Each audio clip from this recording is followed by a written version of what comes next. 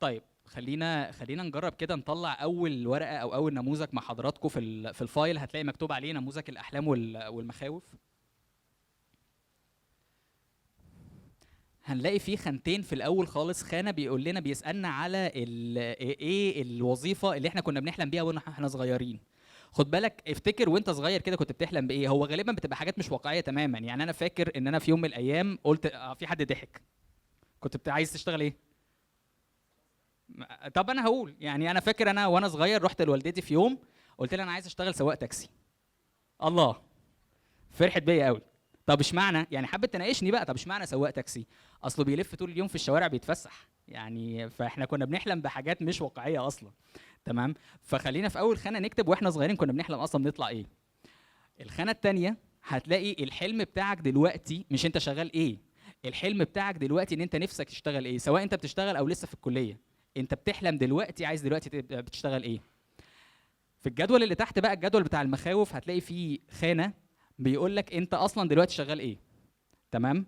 انت دلوقتي يا اما بتشتغل او حتى لو بتدرس، الدراسه بتاعتك دي هتاهلك ان انت تشتغل ايه. مع السلامه بنبقى عارفين يعني لو انت حضرتك خريج في حقوق فانت هتشتغل محامي، مهندس اند سو اون.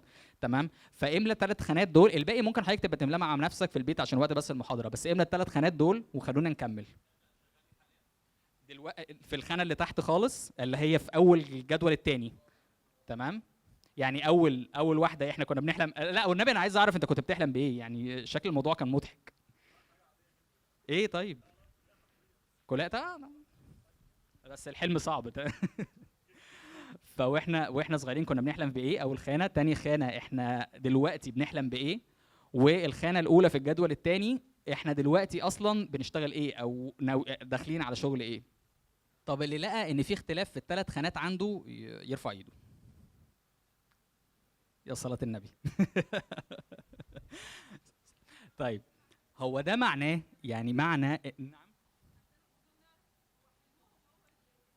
هو معنى ان احنا عندنا اختلاف في الثلاث خانات. فده معناه ان عندنا مشكله. يعني احنا دلوقتي غالبا شغالين في شغلانه غير اللي احنا كنا نفسنا فيها، سواء واحنا صغيرين او واحنا كبار.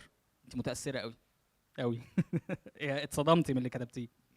تمام. فبنلاقي ان احنا شغالين في حاجه مختلفه خالص وبعيده خالص. فدي مشكله كبيره.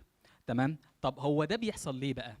ده بيحصل عشان الجدول الثاني اللي مع حضرتك، او يعني اللي في الورقه، الجدول الثاني اللي تحت هتلاقي اللي هو مكتوب فيه المخاوف. معلش، حضرتك كنت قلت لي اسمك ايه؟ حسن. حسن كان بيسأل هو ليه قعد 5 سنين وبعد كده غير. يعني ايه اللي خلاه يفضل 5 سنين؟ غالبا المخاوف. في الدكاتره النفسيين قالوا لنا ان العقل بتاعنا تقريبا بيفكر في عشرات الاف الافكار والاحلام يوميا. تمام. في منها الحاجات اللي مش واقعيه، وفي منها الحاجات المجنونه، وفي حاجات اللي ممكن تتحقق. وغالبا بنلاقي ان احنا ما بنحققش منها اي حاجه. وده بيكون بسبب حاجه واحده بس، المخاوف. والمخاوف دي بتطلع نتيجه ايه؟ عقلنا الباطن. العقل الباطن بتاعنا هو مصور لنا ان اللي احنا داخلين عليه ده كارثه. ان انا كل سنه، يعني انا بقى لي مثلا لو انا زميل حسن فانا هفكر والله انا بقى لي سنتين في الشغل، بعد سنتين هسيب. دي مشكله. طب ما ممكن يحصل لي دروب في الدخل وانا عندي بيت. مش كده؟ تمام. طب اللي اكتر من كده، يعني في مخاوف بقى كتير. احنا سايبين لكم جدول تحت بملاه مع نفسك في البيت. تمام. بس فكر كده، في مخاوف كتير زي هتلاقيها، يا اما ان انت خايف ان يحصل دروب مادي لان انت عندك بيت، يا اما انت خايف ان انت ما ترتاحش في المكان الجديد اللي تروحه، يا اما انت خايف من نظره المجتمع ليك. يعني في امثله بتبقى حلوه قوي. يعني مثلا لو هناخد مثال دكتور يحيى الفخراني والدكتور عزت ابو عوف الله يرحمه. تمام. هم اصلا واحد خريج طب الازهر وواحد خريج طب عين شمس.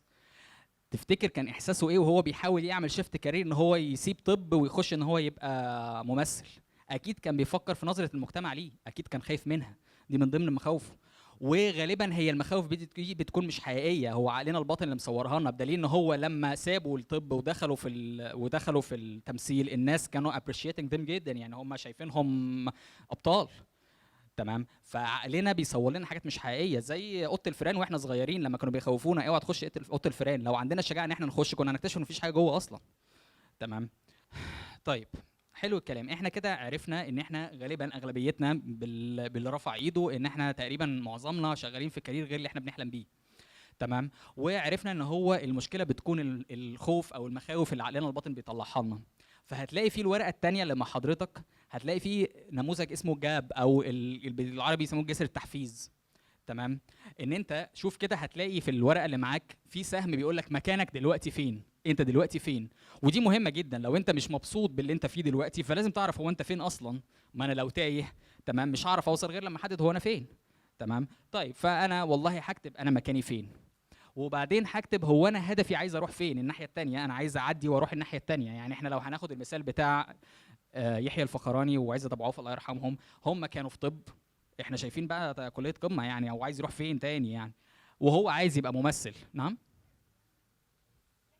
لا عزت ابو عوف، انا بقول عزت ابو عوف الله يرحمه، يحيى الفخراني ربنا يديله الصحه. تمام. طيب فانا عايز اتحرك من مكاني هنا واروح لهدفي هنا. ايه اللي مانعني؟ ان في جاب، الجاب دي اللي هو المخاوف بتاعتي، في حفره كده المخاوف بتاعتي، انا قلقان من نظره المجتمع ليا، قلقان هم هيقبلوني ولا مش هيقبلوني، قلقان هو هيبقى في اقبال على اللي انا عايزه ولا مش هيبقى في اقبال اصلا. تمام. فازاي هقدر ان انا انط الحته دي؟ هو بان انا لازم احط تحفيز، زي ما قلنا كده في الهرم بتاع موزلو ان لازم التقدير مهم جدا. لو ما فيش تشجيع من المدير بتاعي او ما فيش تشجيع من المكان اللي انا فيه، انا لازم انا نفسي احط موتيفيشن لنفسي، لازم احط تحفيزات لنفسي. يعني اكيد انا اتصور ان المثالين اللي احنا اتكلمنا عليهم رموا خوفهم ورا ظهرهم ان انا خايف نظره المجتمع ليا ايه، وبدا يفكر في المتعه اللي هو هيستمتع بيها لما يشتغل. يعني احمد انت عايز تشتغل جرافيك ديزاينر مش كده؟ عايز اشتغل جرافيك ديزاينر. تمام. فهو لو فضل يفكر ان انا خايف اشتغل جرافيك ديزاينر وافشل مش هيتحرك. لكن لو فكر، تخيل بقى كم المتعه. يعني احنا مثلا عندنا في الشركه ديزاينر هو بيبقى قاعد مستمتع مبسوط، هو قاعد مشغل اغاني ولا بيعمل ايه مبسوط مستمتع. فانت تخيل ان انت مكانه، تخيل ان انت رايح كل يوم بدل ما انت نازل كل يوم مستثقل اليوم، لا ده انت رايح مبسوط، رايح تقعد تلعب على الفوتوشوب.